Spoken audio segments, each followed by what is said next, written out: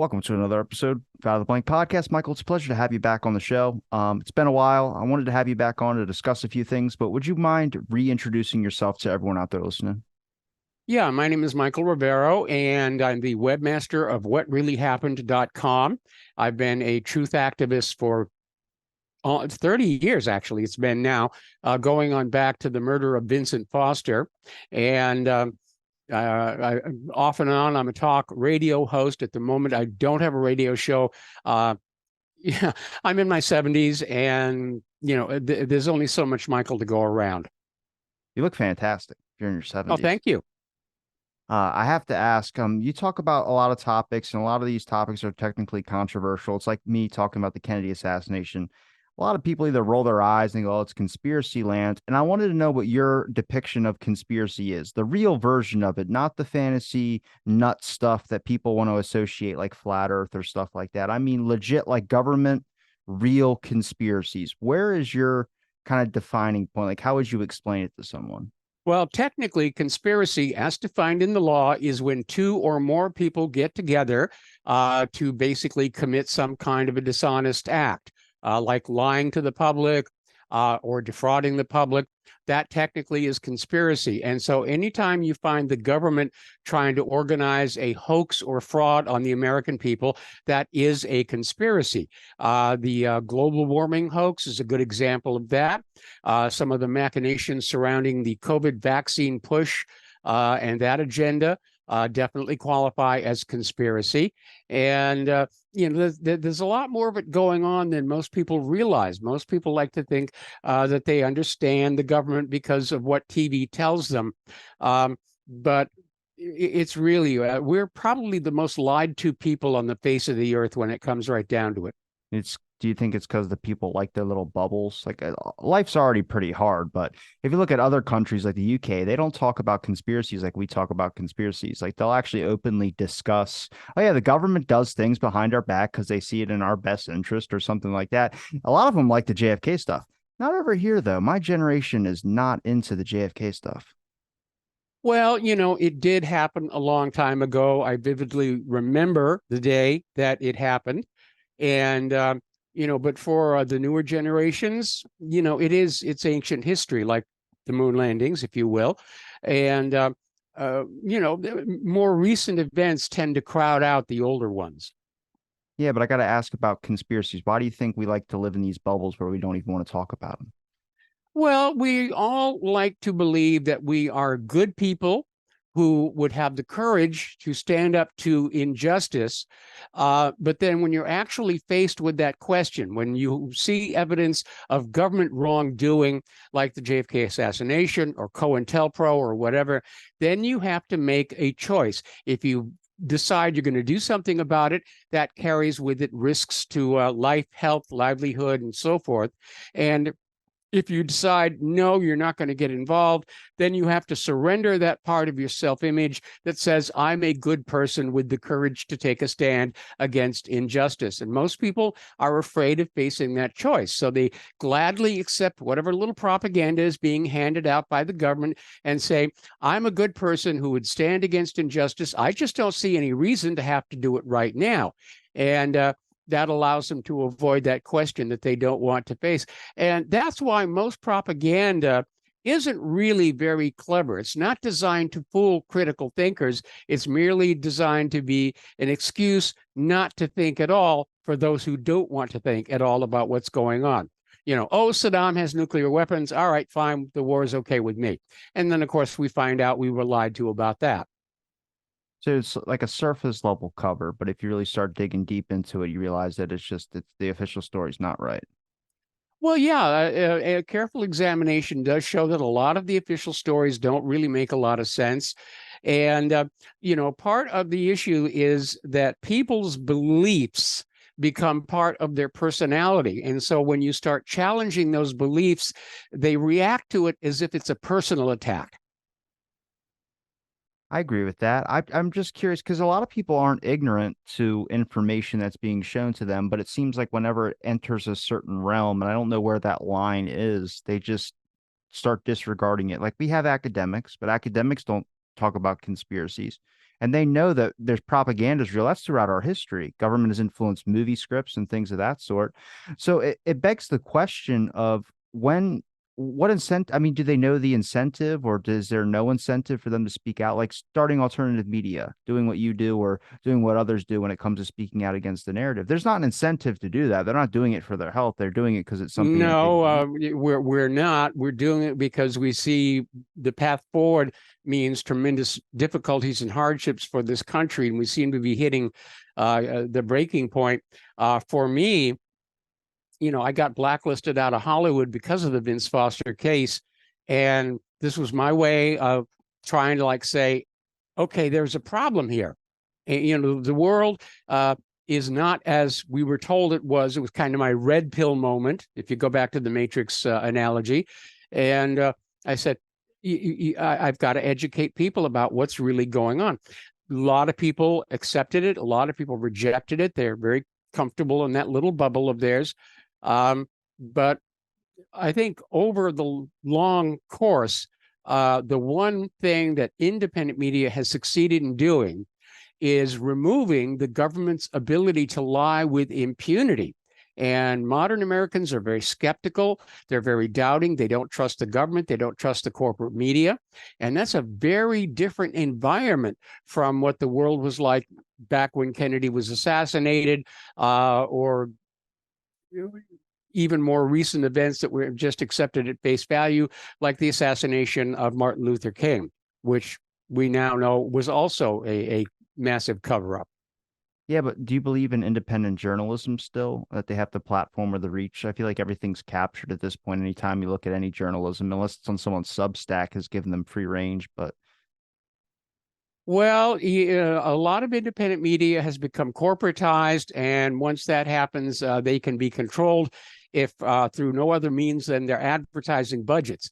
This is how large corporations captured the legacy media by simply running a lot of ads on their networks and then saying, well, if you run that story, we're going to take our advertising somewhere else. And the network managers are saying, no, we've become addicted to that money, and so we're not going to do that story. There was an interesting lawsuit several years ago where these two Fox News reporters, Jane Aker was one, I forget the name of the other. I had Jane on my radio show at the time. And they were asked by Fox management to do a story on Monsanto's new synthetic bovine growth hormone. ooh, And the reporters went on out and they were doing the story, and they basically discovered that people who were eating the meat and dairy products from these treated cows were developing all kinds of weird medical issues. And so they put that into the story. Monsanto got wind of it, called Fox Management. Fox Management called the reporters in and said, you will take this out and just make it look like this Monsanto product is the greatest thing since sliced bread. The reporters refused, and Fox News fired them. The reporters sued for wrongful termination and ultimately lost on appeal when the judge said there actually is no law that the corporate media has to be truthful with the American people. And that established the legal precedent that media management can order its reporters to lie to the American people and legally fire them for refusing. And that, I think, tells you all you need to know about the state of corporate media. now I know Fox has been sued multiple times, and they get out of it by saying that they're entertainment, much like the WWE is. Yeah, but they don't give that sign off to people. They have the professional news desk. They have a lot of people look at that as everything that they're saying is 100% accurate. Whether you agree with CNN or Fox or whoever, these number networks are seen as truth seekers, even though me and you might know that media is kind of BS when it comes to those number networks. But still, people turn on the TV and they look to that. I mean, there's people that don't know what podcasts are, don't know what that is. They just go to TV saying it, so it must be true. Well, there are a lot of people like that, but looking at the current poll numbers, I think people are wising up. They're trying to get their news from social media, from the internet, and the climate is definitely shifting away from corporate media dominated discussions. What about a bill that would be passed. I don't think it would ever happen, but something that would stop media from having these relationships with corporations like that. Much like we should stop having big pharma have relationships with some of our institutes of health that we're supposed to be holding at high accountability.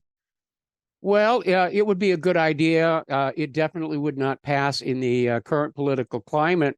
Over in Great Britain, the BBC is funded by the public through their TV licensing fees, but they're still beholden to the government in terms of what narrative they are presenting to the people. Do you think it would ever come to a point where we would have alternative media on their own network on the television? I think it's only a matter of time before independent media does unite together and form its own network. In fact, it was an idea that I had proposed when I was still with Republic Broadcasting, that we go out to some of the other small players in independent media and say, let's merge together and form a news network to get the alternative version of history out there to the public. Unfortunately, the plan fell through, mostly because of rivalries among the heads of these various companies and so forth. But I think it's only a matter of time before it happens. I would not be surprised if, for example, Elon Musk decided to organize something. He's gone into everything else: electric cars, space, tunneling machines. And he might just decide that he wants to expand his media presence beyond Twitter and say, yeah, we're going to start giving a platform to these other recognized independent media news hosts. I have to ask, what are your thoughts on big tech censorship? Well, obviously, being a strict constitutionalist, I'm opposed to it. What I think the ideal situation is that everybody, become skeptical, think for themselves as to whether a story makes sense or not, and just stop letting all the network glitter and glamour and sexy girls and revealing clothes overwhelm their sensibilities here. Because, as I said before, we are the most lied to people on the face of the earth.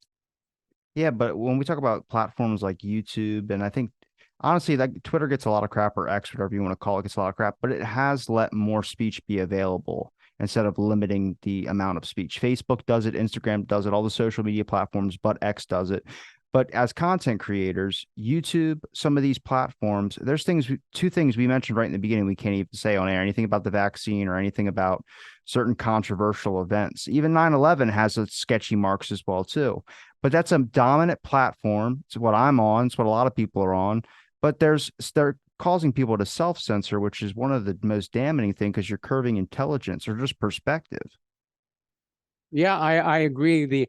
This idea of self-censorship is very dangerous, and it actually began many years ago with the so-called political correctness movement, where you just were always on guard that you didn't say something that was politically offensive to another group, and it's mutated into cancellation and wokeness, and it's all about tricking the people into imposing a dictatorship on themselves. So how do you stay hopeful with that? Because people are fighting back. They're fighting back against wokeness. And when they do, like when parents go to the school boards and, talk about woke education and sexualization of children, and, the school board will call the police. It's obviously bad for the parents who are being harassed, but it basically shows, the authoritarianism that has crept into our entire public education system and Well, our health system and everything else. it supports the conclusion this is what happens when you let the government just release their psyops propaganda onto the American public, to the point where we can't even have conversations with people from different political sides. Well, it used to be against the law for the government to lie to the American people. They did it anyway. But I think it was Obama who signed an executive order saying, yes, out of necessity, the government can lie to the American people. And that's really, a revelation that you cannot and should not trust anything the government is telling you. I have to ask, I mentioned this off air, but what's your conspiracy line? Obviously, you have things you don't go into, or I know you said you focused on more modern day stuff, but what is some of the stuff that you just try and stay away from because you feel like it might be? I mean, do you believe any of it is government propaganda? There are some people out there that believe some things where I'm like, I can't be real. Well, yeah, that there's that denialism, but you need to understand that there is a lot of disinformation being deliberately put out there on social media, including Twitter, that is designed to keep people divided, keep them confused, delay the formation of a popular consensus. And there's a lot of stuff that's being deliberately planted on social media to just make it look silly and kooky as a means to try and drive ordinary Americans back to the warm, secure embrace of corporate media. Things like, chemtrails and fake Apollo moon landings and, Bigfoot and the Loch Ness monsters, love child and that kind of stuff. And I don't have time to waste on any of that nonsense. What about the UAP discussion? The which discussion? UAP discussion. Uh, I, How do you I, not know about the aliens? The government acknowledging that there was see, I'm an old guy. We call them Oh, UFOs. oh, okay. That was a garbage hearing. I could tell you that much. Well, first of all, having spent some time in the science field and astronomy and everything, I'm convinced that intelligent life exists throughout the entire cosmos. I just can't figure out why they would be interested in us. Okay. Because as technology evolves, so does your civilization. And to an alien race able to leap between the stars, we probably look like savages with little bone splinters through our nose, whose primary industry continues to be tribal warfare. And the analogy I like to use is when you drive down the highway, do you stop and inspect every anthill that you pass? Okay. And so I just don't think that we're of interest to any of these other civilizations. And yes, I'm a big X-Files fan. What can I tell you? Um, and there is the possibility that indeed the speed of light is an unbreakable barrier, and all this talk about warp drives and everything, it is, after all, science fiction. When they announced that aliens existed or had this UAP hearing investigating claims of that, I was like, they've denied that for 60 years. Now, I don't think they've landed here. I just don't think that's a thing. I think it'd be stupid to think we're the only ones in the universe, but I just don't think they came here. But when the government acknowledges that, my first thought was we're about to see something weird happen with funding. I mean, NASA makes $26 billion a year. I don't agree with that at all. I think that we could have fixed homelessness or done something better with some of that money, at least for 1 year of it. But I don't know. When I see the government acknowledging that and all my friends who are involved in that discussion, I think a lot of people either just didn't care. And I was like, is this a test to show that the American public is just fed so much shit that they can't handle it anymore? Well, I was a little surprised, and to me, it came across as a little bit of a distraction. But then the government has been manipulating the UFO story, going back at least as far as Roswell. And the Roswell event involved a special high altitude balloon that was collecting samples to see if the Soviet Union had detonated a nuclear weapon. And they wanted to keep that secret when the balloon crashed. So they said, well, we just captured a flying saucer, not realizing the firestorm of publicity that was going to kick on off. But if you go back and you look at the history of the UFO craze in media, you will find that TV shows like, The Invaders and V and so forth and so on, they were all being aired at the same time that the government was testing top secret aircraft out of Groom Lake. And so the idea was that when somebody saw several $billion of your tax money whip by overhead, they'd run into town and say, I just saw an alien spaceship, instead of saying, I just saw a new top secret aircraft the U.S. is developing. And so a lot of what Project Blue Book seemed to have been about was to get people looking up at the sky for alien spaceships and not paying attention to these little extra hangars down at the end of the runway in the middle of Nevada. Do you believe it's like government tech? A lot of this alien stuff is a distraction because they got government tech going on. Yeah, I think, the government likes to keep itself between 10 and 20 years ahead of the civilian technology. So we don't know what they've got. And but the alien stuff, especially the recent hearing, I think it was a distraction. I'm not sure what we were being distracted from, but there's so much of that going on. I mean, with what's going on in Ukraine and all these other wars. And the only way the government can continue to do what it's doing is to keep us all split up into groups. I believe in the aliens. I don't believe in the aliens. I believe in chemtrails. I don't believe in chemtrails. The moon landings were real. The moon landings were fake. And just keep us arguing amongst each other. And this recent paying attention to UFOs may be just more of the same. It's just out there to muddy the waters and keep people distracted. I think it keeps us distracted from the Trump and the Biden stuff that's going on. Oh, there's a lot of that going on. As I mentioned at the before we actually went to air, the judge has in fact imposed a gag order on Donald Trump. It's a partial gag order, and he's not allowed to talk about any of his prosecutions or any of the people prosecuting him. And so he's going to be making a speech later on today, and we'll see, how willing he is to go along with that. Now, what would he, if he could, I mean, if he would, and what would be the purpose of the gag order? I mean, obviously, so he can't talk about these individuals, but what would he gain from mentioning people that are prosecuting them? Maybe pointing out flaws about them, or are they just afraid they're going to get trash talk by Trump? Well, I'm not sure exactly, but the big problem right now for the deep state, the Democrats, for Biden, is that Americans seem to understand this is a political persecution going on. And every time there is more talk about what Trump is being subjected to, his poll numbers go up. So they're trying to figure out a way that they can separate Trump, the candidate, from the political persecution that is chasing him around. And I mean, do you think it's a character assassination because he is someone that does threaten the establishment? I mean, we've had a few Oh people like yeah, that, it's few presidents. definitely, they're trash talking him all the time. And it's very one-sided. The gag order says that Trump can't talk trash about the people prosecuting him, but the people prosecuting him are all over social media trash talking Trump. It's a very, very one-sided deal. And I really do think it infringes on Donald Trump's First Amendment rights, and I hope he appeals all the way up to the Supreme Court.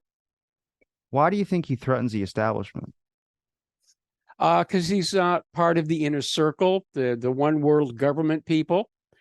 His Make America Great and America First attitudes fly directly in the face of the World Economic Forum, Klaus Schwab, and all these other people who want a single one world government, a great reset, a new world order, whatever they're going to call it. And and then hope that the golden throne of planet Earth gets polished by their own butt somewhere down the road.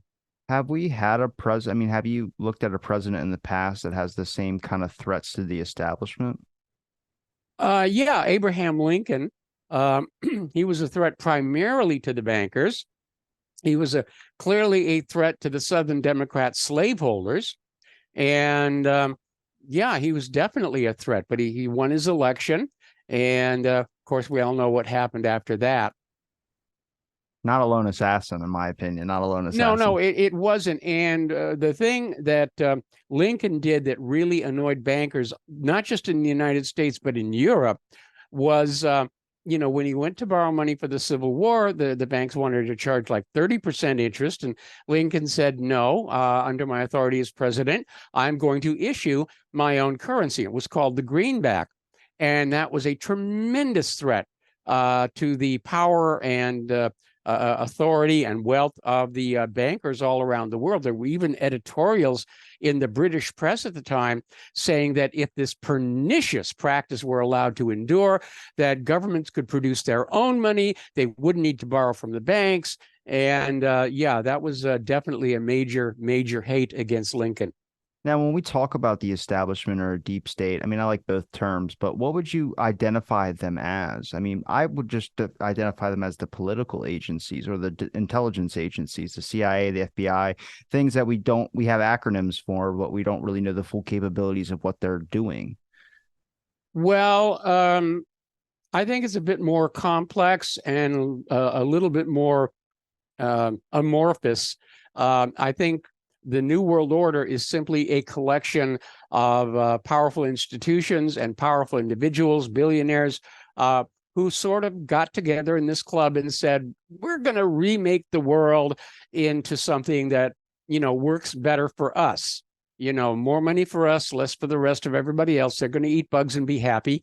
And I think the membership of the New World Order Club is changing on a pretty much constant basis. But yeah, it's just a bunch of people out for themselves who have the power and authority to do things. I mean, the CIA is completely lawless. I mean, they were running heroin out of Burma through Vietnam back to the United States. Then when the Vietnam War ended, the CIA started running cocaine up from Central and South America and using the money to fund operations that were not approved by the Congress. Do you think they also, I mean, we can see it pretty relatively now with the elimination of the middle class. I mean, there's not really a Yeah, middle the middle class. class is very much under attack, and there's a reason for that. Historically, opposition to oligarchy arises from the middle class because they have the extra funds to be able to support it. The French Revolution originated from the middle class. The American Revolution originated from the middle class. The Soviets got around that by designing a system which didn't have a middle class to begin with. There were the oligarchs and everybody else who was, kept dirt poor to keep them helpless. And we're evolving toward or devolving toward that in this country right now. Do you think this is an unprecedented time that we're living in when it comes to corruption in American politics, or do you think this has always been here? We just have more exposure of it. Well, it's a combination of the two. I mean, there's always been corruption in politics. Usually, prior to the age of the internet, it was pretty well hidden from ordinary American people.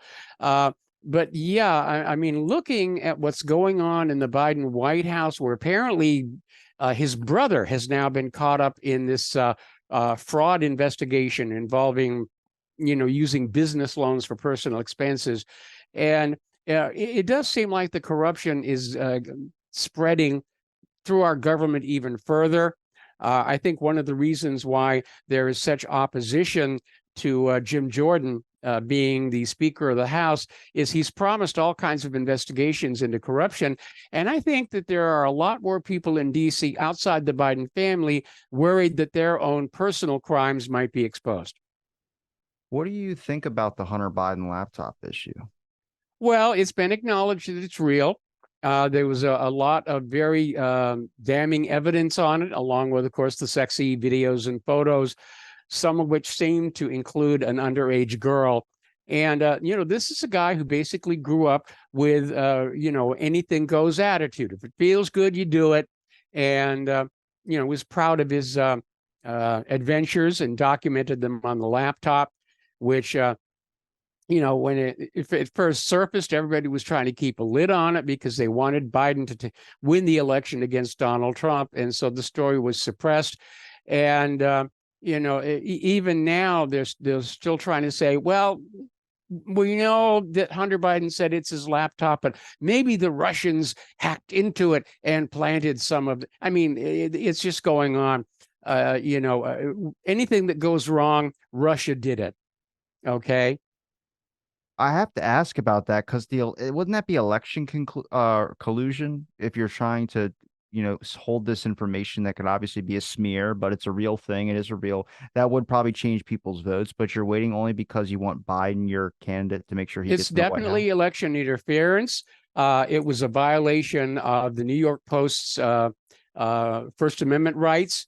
And indeed, the First Amendment rights of anybody who was trying to get that story out there. And polls have shown that a lot of voters, if they had known about the Hunter Biden laptop ahead of the election, would have changed their votes. And not even getting into the issue of massive election fraud to put Biden in the White House. But yeah, it would have had an effect, but it was kept under wraps. And, people who do bad things, they don't want it to be made public. Well, I don't vote, but I have to ask about, do you believe in the voting system? I do not believe in it. Oh, it's designed to make fraud easy to do and very hard to cover up. And over at my website, there's a block of permanent articles at the top of the main page, and one is called "How to Have Honest Elections," and it's a plan rather, for basically crowdsourcing the election process in a way that is completely transparent and foolproof, and everybody's checking everything else that's going on. Nobody wants a system like that, because as long as the elections can be rigged, then the politicians are obligated to whoever's rigging the election for them, and the American people are completely disenfranchised. In fact, the massive election fraud we're seeing has put this country back into the same condition it was prior to the American Revolution: taxation without representation, because we're not able to vote people into Congress and the White House that are really going to look out for us, Trump being the only recent exception. RFK Jr.? Well, he's declared to run as an independent. The big question is he going to pull more votes away from Biden or more votes away from Donald Trump? Personally, I think Trump should have considered making RFK his running mate. I know they're from different parties, but there is no law that says the president and vice president have to be from the same political party. That would have been an absolutely unbeatable ticket. It's interesting because I don't know how much the media plays in the way that the public votes. I mean, they are very good at distorting the way that the public views things. And if we talk about like Mark Zuckerberg on Joe Rogan's podcast, he openly stated the FBI came to him about the Hunter Biden laptop situation and said, you need to put this at the bottom or make it a non-shareable link because it's Russian disinformation. And he willingly did that. He couldn't share the link, but I don't know how much our agencies are involved, how much social media is involved, how much the media is involved. And I think they sway the public's perception on things heavily. I mean, you saw when RFK Jr. announced, everyone's calling him anti-vaxxer and slamming him with articles and things of that sort. They're character assassinations. It's yes, really they good. are. They've been doing it on Trump for a long time. Yep. They absolutely have. And when that character assassination can have an influence on how people view the candidates, and it will swing the election. And it's election interference. And again, the corporate media has been choosing sides in campaigns, going way back. And, they'll say, this is our guy. And then they give very little coverage to the other guy. I have to ask, do you have any solutions? But I know you mentioned your the election fraud thing, but I want to ask, do you have any solutions to trying to correct and put us on a right path when it comes to just even acknowledging the establishment, but really correcting it to a point where they don't have so much power or influence from other corporations and things of that sort? Well, I'm afraid that the system is irreparable. It's unrecoverable. It is very much involved in its own self-preservation. And I think the only way we're going to get out of this mess is the government will collapse, or the government will lose these wars it's getting into. And we're going to have to start over from the beginning. I think the Constitution and the first 13 amendments are a good foundation on which to build a new country. And we're just going to have better safeguards to basically limit corruption, term limits for the politicians. I think every member of Congress ought to put their wealth in a blind trust upon taking office. The president is required to do it. Some presidents have evaded that, but I think it would be a good idea for members of Congress so that their votes on issues affecting the people aren't swayed by knowing where their personal wealth happens to be located. Congress basically is a huge insider trading club, and it's technically illegal. There was even an attempt to actually pass a bill specifically forbidding members of Congress from using what they learn on the floor of the Congress in their own personal stock trades. But of course, that got voted down. They sent that one back to committee in a body bag. Was that Pelosi that did that one where she says no, there's no insider trading? I don't actually remember that, but I do know that it was shot down very rapidly. And you look at how many people in Congress are multimillionaires, supposedly on a congressional salary, which isn't that much money. I mean, I'd like to be making that much money, but it's not really a lot of money. And then you have these multimillionaires. Pelosi is a good example. And right now you have to wonder how much of this war agenda, money for Ukraine and money for over here and money for over there, or weapons for over there, are being decided by members of Congress whose stock portfolios are loaded up with defense contractor stocks. Or when they were doing that whole COVID vaccine push, which became such a medical disaster for the American people. How many members of Congress had stock in the pharmaceutical corporations in their portfolios? And is that, changing their decisions? Inevitably, yes, it's going to. They're not going to vote themselves poorer.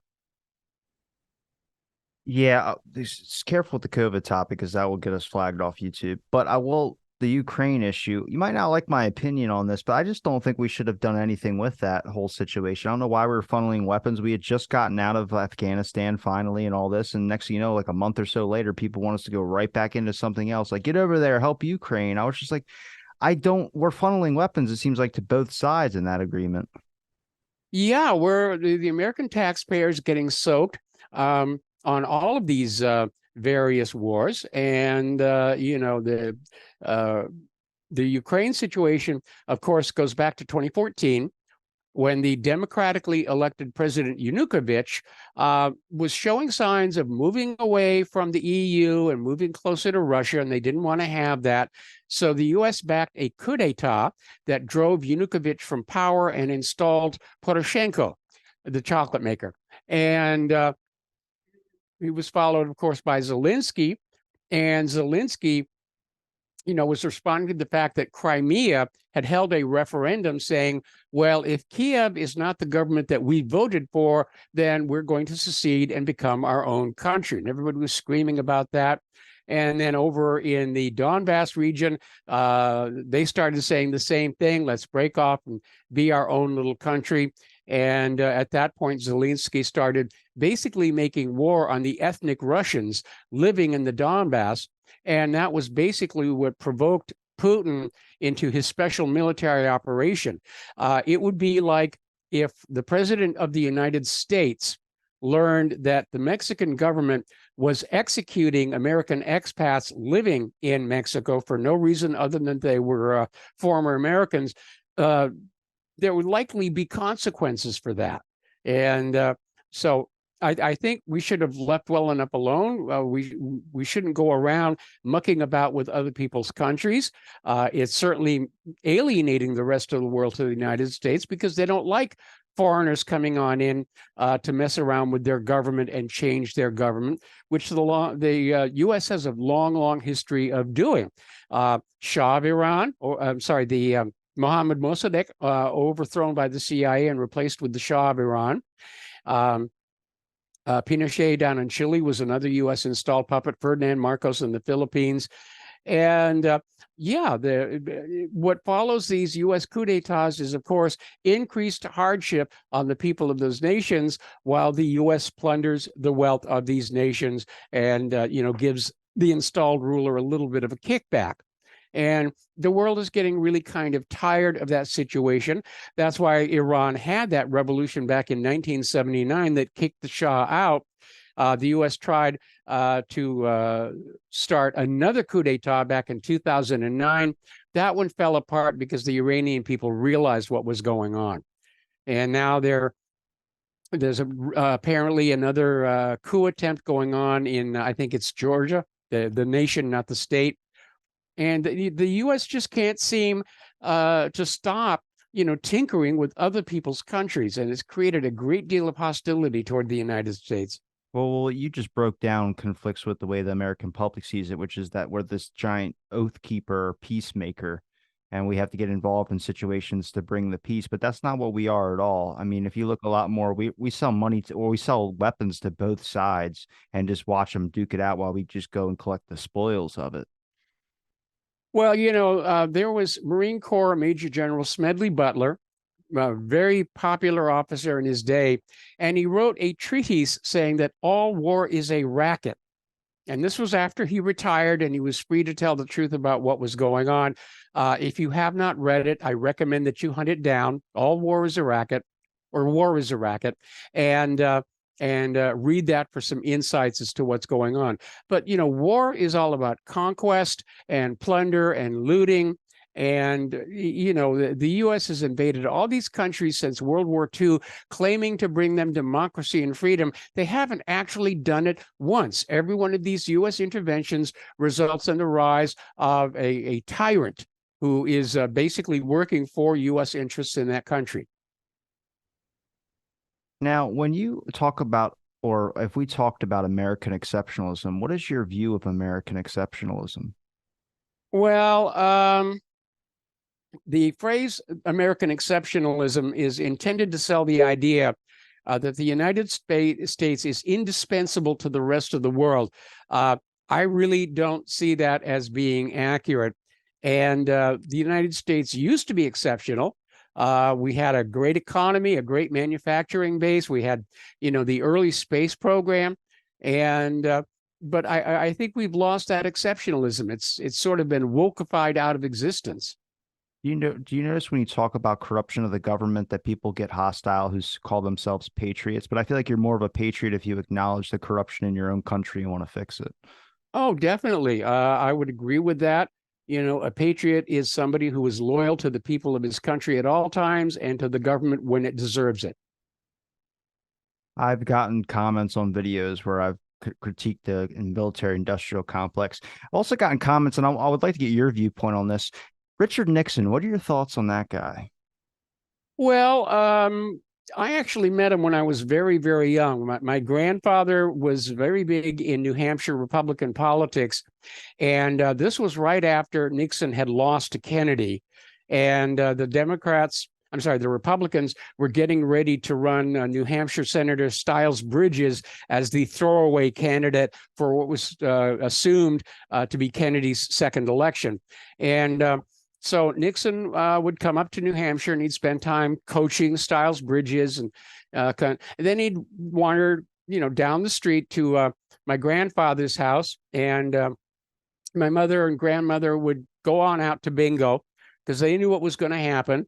Nixon and Walt were going to get into the turkey nip and spend the night bitching about them damn Kennedy boys. And I was a very small child at the time, and I was sitting at the top of the stairs and just watching them. And grandmother loved Nixon because he actually brought her a lamp that had been in the vice president's residence, and she had it proudly on display in the living room there.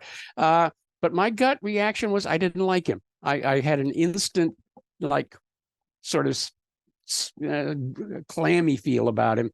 And he did do some good things, like opening the door to China, but he was a politician and he did a lot of very crooked things. We know all about Watergate and the basically rigging the Democratic primary so he could run against George McGovern, which he knew he could steamroller over, and he did. And the big question is, was Richard Nixon, an exception, or was he just more of the same that got exposed accidentally? I mean, look at what we're seeing coming out of the Biden White House. No, I agree. I had Jeff Shepard, who defended Nixon and Watergate, on my show. And I think he brings up a really good point, which is a lot of evidence to support. It's very weird that Nixon is the only one we talk about when it comes to that time period. When it comes to Watergate, everyone associates Nixon. He's not the only one doing bad shit back then, but that's the name that precludes everything. And that makes you wonder. You remember the sign that Harry Truman had on his desk in the Oval Office, "The buck stops here." And the president is a figurehead. And so he becomes the face of the corruption that's going on. The same thing with Joe Biden. I mean, other members of the Biden family are involved in some of the corruption. But as it comes on out, the attention goes back to Joe Biden himself. Yeah, but nobody besides Kennedy has willingly accepted the fault for something like that. Kennedy accepting the Bay of Pigs, saying, "I'm the president. I take full responsibility for those actions," even though that wasn't under his order. But Nixon just got the blame tossed on him for the actions that he was caught doing. But Hoover was wiretapping congressmen, and Hale Boggs was calling him out for it. Yeah. Hoover was blackmailing John F. Kennedy over some of his extramarital affairs. And it was really, and still is to this very day, a corrupt establishment over there. And like I said, I think this country is heading into some very dark times. We're hovering at the edge of what could evolve into a nuclear world war, which I am not at all pleased about. And the people at the very top of our government seem oblivious to the concerns of the American people and the hardships that they are putting us through. Why? Because the voting system is broken. It's like Stalin said, people who vote decide nothing. People who count the votes decide everything. And that seems to be the situation that we are in here in the United States of America. I mean, if you look at the individual states, they're firing their elections directors. There are lawsuits all over.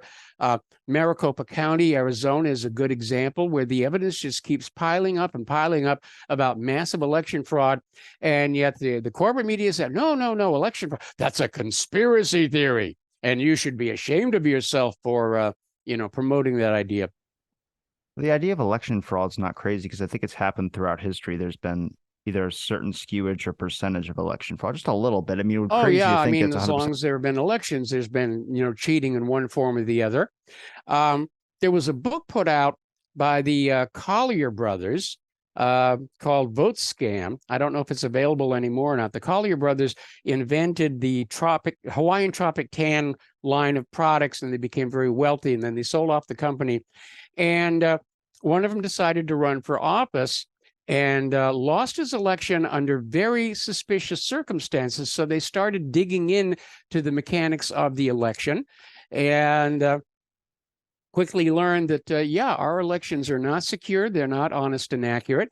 There's a great documentary over on HBO called Hacking Democracy. It's about the more modern electronic voting machines. And one of the things that it does at the very end of the show, and it focuses a lot on Bev Harris, who created the website blackboxvoting.org.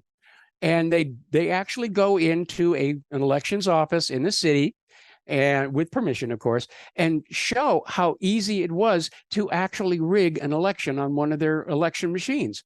And it was kind of amazing. One of the girls who worked in the election office actually broke down crying because she believed the elections were honest. She believed these machines were trustworthy. And she just had a hard time realizing that, no, they're not. You watch a lot of documentaries?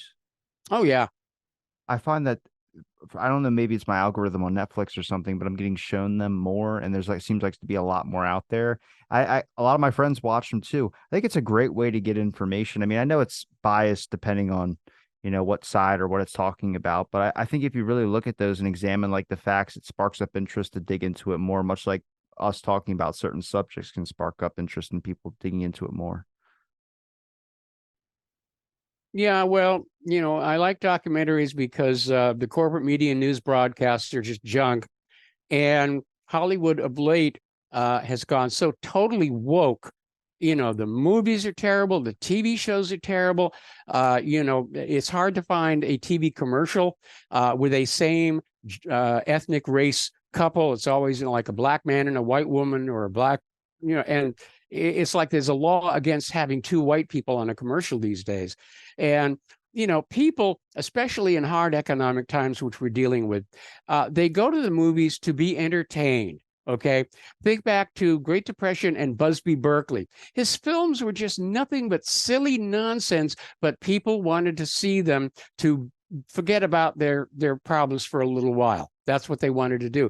And Hollywood today has gone the other direction. It's less entertainment and more indoctrination. And we're going to take all these traditionally white characters that you've grown up knowing and loving, and we're going to change them. We're going to make Batman black. We're going to make Ariel the mermaid black. We're going to have Snow White is some other race other than white. And people are just turning off to it. These studios are losing money. I can't imagine why the stockholders have not risen up in anger yet. You think they're losing money? Oh, yeah.